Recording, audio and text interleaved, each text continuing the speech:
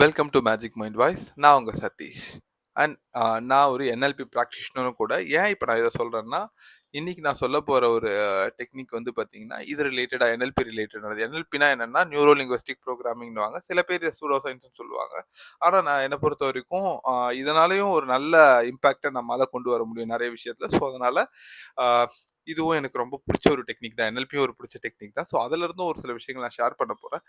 என்னன்னா இன்னைக்கு இருக்க பீரியட்ல நிறைய பேர் ஸ்ட்ரகிள் பண்ற ஒரு விஷயம். ஒர்க்கிங் ப்ரொஃபஷனலும் ஸ்ட்ரகிள் பண்றாங்க. முக்கியமா வந்து பாத்தீங்கன்னா ஸ்கூல் ஸ்டூடெண்ட்ஸ் வந்து பாத்தீங்கன்னா அவங்க வீட்டில் பேரண்ட்ஸ் பண்ற முக்கியமான ஒரு கம்ப்ளைண்ட் என்னன்னு பாத்தீங்கன்னா கான்சன்ட்ரேஷன். ஒரு இடத்துல என்னால், அதாவது ஸ்டூடெண்ட்ஸ் ஒரு இடத்துல ஸ்டடீஸில் கான்சென்ட்ரேட் பண்ண மாட்டிருக்காங்க. ஒர்க்கிங் ப்ரொஃபஷனலாக இருந்தால் என்னால் என்னோட ஒர்க்லேயும் சரி, ஒரு ப்ரெசன்டேஷன், மீட்டிங் இந்த மாதிரி இடத்துலையும் வந்து கான்சென்ட்ரேட் பண்ண முடியலன்றது ஒரு மேஜரான ஒரு கம்ப்ளைண்டாக இருக்குது. முக்கியமாக இப்போ வந்து மார்ச் ஏப்ரலில் வந்து பார்த்தீங்கன்னா எக்ஸாம்ஸும் வரப்போகுது. ஸோ நிறைய ஸ்டூடெண்ட்ஸுக்கு இந்த வீடியோ யூஸ்ஃபுல்லாக இருக்கும்னு நினைக்கிறேன். ஏன்னா அவங்களுக்கு வந்து கான்சென்ட்ரேட் பண்ணுறதுன்றது ரொம்ப முக்கியமான விஷயம். ஏன்னா ஸ்டடீஸ்ன்றது வந்து பார்த்தீங்கன்னா ஒரு குறிப்பிட்ட பீரியட் வரைக்கும் நமக்கு ரொம்ப முக்கியமான ஒரு விஷயம். அதுதான் ஒரு என்ன சொல்றது, கேட் கீன்னு கூட சொல்லலாம். ஸோ அதனால இந்த வீடியோல நான் எனக்கு தெரிஞ்ச ஒரு முக்கியமான ஒரு என்எல்பி டெக்னிக்கை ஷேர் பண்ண போறேன்.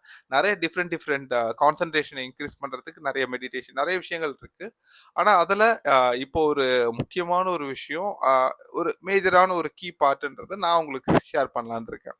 ஒரு வீட்ல எடுத்துக்கிட்டிங்கன்னா, வீட்டுக்கு போறப்போ அந்த ஸ்டூடண்ட்ஸோட பேரண்ட்ஸா சொல்ற விஷயம் என்னன்னா, அ ஒரு Instagram ரீல்ஸோ, FBயோ இல்லன்னா ஃப்ரெண்ட்ஸ் கூட வெளிய போறதோ, இதெல்லாம் வந்து பார்த்தீங்கன்னா, நல்லா கான்சன்ட்ரேட் பண்றாங்க. ஏங்க 2 ஹார்ஸ கூட 2 மினிட்ஸ் மாரி அவங்க டைம் பாஸ் பண்றாங்க. பட் ஆனா எடுத்து படிங்க அப்படின்னு சொன்னா படிக்கவே மாட்ருக்காங்க.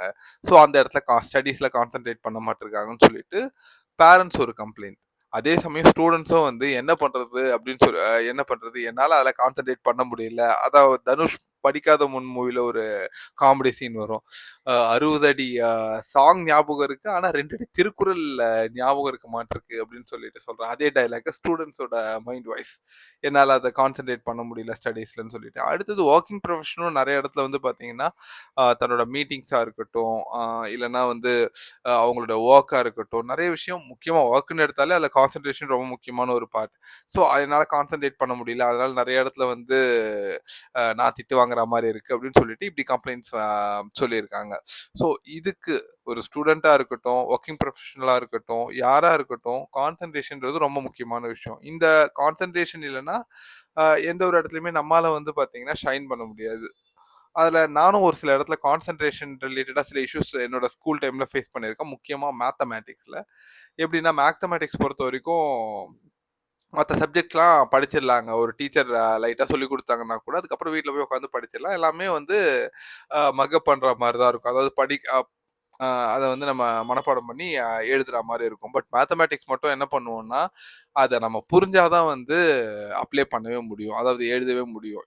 எக்ஸாம்பிள் நான் வந்து ஒரு பீரியட் மேத்தமேட்டிக்ஸ் பீரியட் இருக்குன்னா, அவங்க எடுத்துட்டே இருப்பாங்க. ஒரு 5 நிமிஷம், 10 நிமிஷம் என்ன பண்ணுவோம்னா, வேற ஏதாச்சும் ஒரு இடத்துல கான்சன்ட்ரேஷன் எங்க என்ன நடக்குது, இல்லன்னா வந்து அடுத்து என்ன பண்ணணும், ஏதாச்சும் ஒரு இடத்துக்கு வந்து கான்சன்ட்ரேஷன் மாறி போயிடும். திருப்பி வந்து பார்க்குறப்போ வந்து பார்த்தீங்கன்னா, ஒரு 4 ஸ்டெப் மேஜரான ஃபார்முலாஸ் எடுத்திருப்பாங்க. ஒட்டுமொத்த கணக்குமே க்ளோஸ். அந்த ஒட்டுமொத்த சம்முமே புரியாது. அத பேஸ் பண்ணி தான் அடுத்து ஒரு 4 சம் இருக்கும். அதுவும் நமக்கு புரியாது. ஒட்டுமொத்தமா அந்த ஒரு சாப்டர்லயே வந்து நமக்கு ஒரு கன்ஃப்யூஷன் வந்துரும். ஆட்டோமேட்டிக்கா வந்து மேத்தமேட்டிக்ஸ் எனக்கு டிஃபிகல்ட்ன்ற ஒரு மைண்ட் செட்டும் வந்துரும்.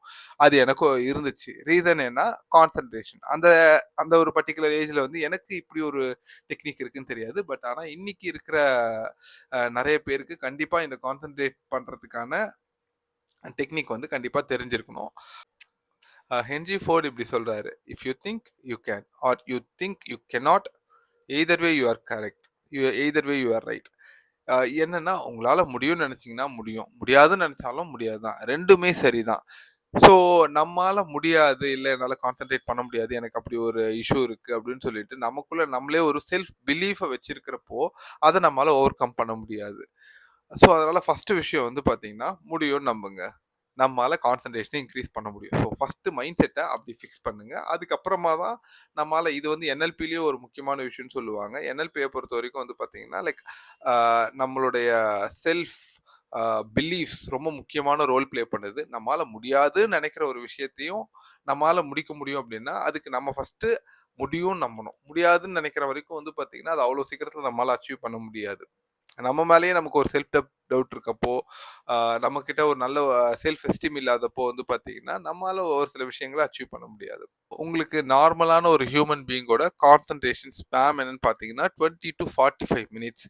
ஏன் 20 டூ 45 மினிட்ஸ்னா, ஒரு 20 டூ 40 5 மினிட்ஸ்ன்றதே மேக்ஸிமம் தான் சொல்றாங்க. அதுவரைக்கும் ஒரு இடத்துல ஒரு பர்ட்டிகுலர் விஷயத்துல ஸ்டடியா இருக்கட்டும், ஏதாச்சும் ஒரு குறிப்பிட்ட விஷயத்துல நம்மளால கான்சன்ட்ரேட் பண்ண முடியும். அதுக்கப்புறம் என்ன ஆகும்னு கேட்டீங்கன்னா, ஆட்டோமேட்டிக்கா வந்து நம்மளோட மைண்ட் வந்து வேற வேற இடத்துக்கு போக ஆரம்பிச்சுரும். அந்த கான்சன்ட்ரேஷன் மாற ஆரம்பிச்சுரும். அதனால வந்து அந்த விஷயத்துல வந்து நம்மால என்ன சொல்றது? அத நம்மால ஃபுல்லா வந்து அப்சர்வ் பண்ணி எடுத்துக்க முடியாதுன்னு சொல்லிட்டு ஸ்டடீஸ்ல சொல்றாங்க. ஜெனரலா வந்து ஒரு ஹியூமன் பீயிங்கோட கான்சன்ட்ரேஷன் ஸ்பேன் ஒரு அடல்ட்டோட கான்சன்ட்ரேஷன் ஸ்பேன்ன்றது 20 டூ 45 மினிட்ஸ்.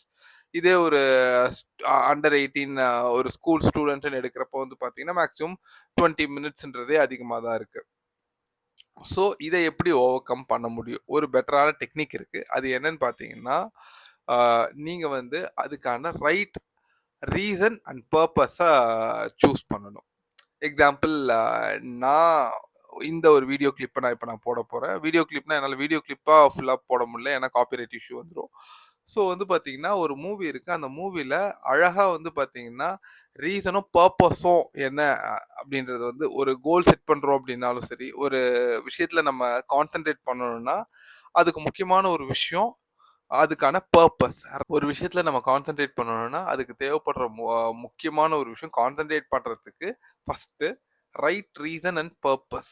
என்ன ரீசன், என்ன பர்ப்பஸ்ன்றத நம்ம சூஸ் பண்ணணும். எக்ஸாம்பிள் இன்னைக்கு ஸ்டூடண்ட்ஸா இருக்கட்டும், நெறைய பேர் வந்து பார்த்தீங்கன்னா, இன்ஸ்டா இல்லன்னா வந்து ஃப்ரெண்ட்ஸ் கூட டைம் ஸ்பெண்ட் பண்றது, இது எல்லாத்தையுமே பண்றப்போ அவங்களுக்கு நேரம் போறதே தெரியல. என்டர்டெயின்மெண்ட்ன்றப்போ வந்து பார்த்தீங்கன்னா, நல்லா ஜோயலா அது போயிடுது. பட் ஆனா வந்து பார்த்தீங்கன்னா, ஒரு படிக்கணுன்றப்போ உண்மையிலேயே வந்து நமக்கு வந்து படிக்கணும், இல்லன்னா ஏதோ ஒரு வொர்க் பண்ணணும் அப்படின்றப்போ, அதுக்கான பர்ப்பஸ் என்ன? அதுக்கான ரீசன் என்ன? ஒரு ரைட்டான ரீசனையும், பர்ப்பஸையும் நமக்கு சொல்றப்போ, நம்மால அந்த இடத்துல கான்சன்ட்ரேட் பண்ண முடியும்.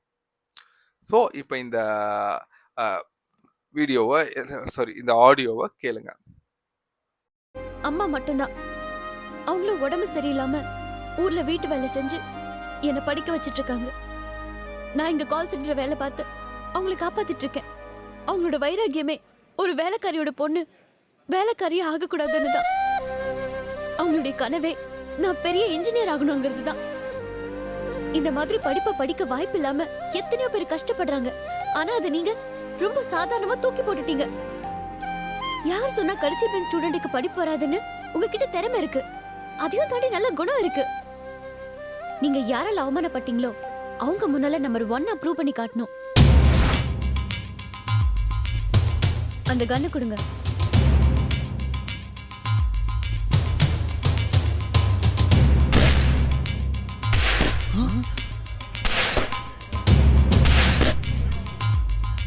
இதுல ஜெயிச்சாதான் எங்க அம்மாவோட கனவு ஜெயிக்கும்னு நினைச்சேன்.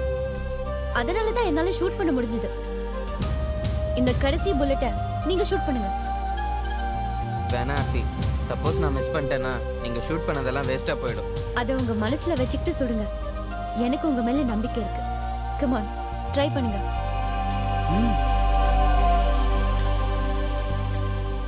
அங்க பலூன் தெரியல. காலேஜ்ல உங்களை அவமானப்படுத்தின பிரியங்கா தெரியறா. டான்ஸ் கிளாஸ்ல உங்களை கேவலமா பேசின அந்த பொண்ணுங்க தெரியறாங்க. கம் ஆன், ஷூட் பண்ணுங்க.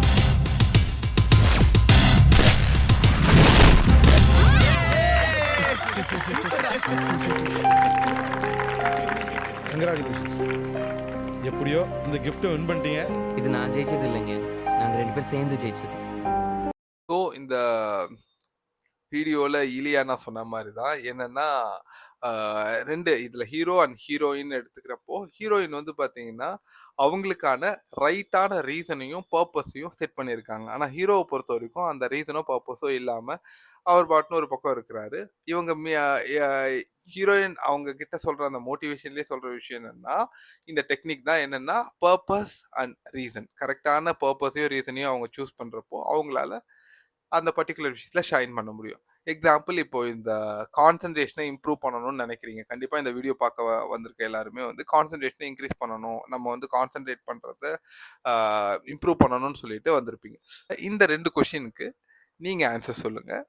1 why do you want to improve your concentration? எதனால உங்களோட கான்சன்ட்ரேஷனை நீங்க இம்ப்ரூவ் பண்ணணும்னு நினைக்கிறீங்க? அடுத்து அதை இம்ப்ரூவ் பண்ணாததால என்னென்ன விளைவுகள், கான்சிக்வென்சஸ் நீங்க ஃபேஸ் பண்ணுவீங்க? ஸோ இத நீங்க இதுக்கு ஆன்சர் பண்ணீங்கனாலே உங்களால இந்த டெக்னிக்கை ஃபாலோ பண்ணி உங்களோட கான்சன்ட்ரேஷனை இம்ப்ரூவ் பண்ண முடியும். அண்ட் நெக்ஸ்ட் இது ரிலேட்டடா இன்னொரு வீடியோல பார்க்கலாம். Bye by.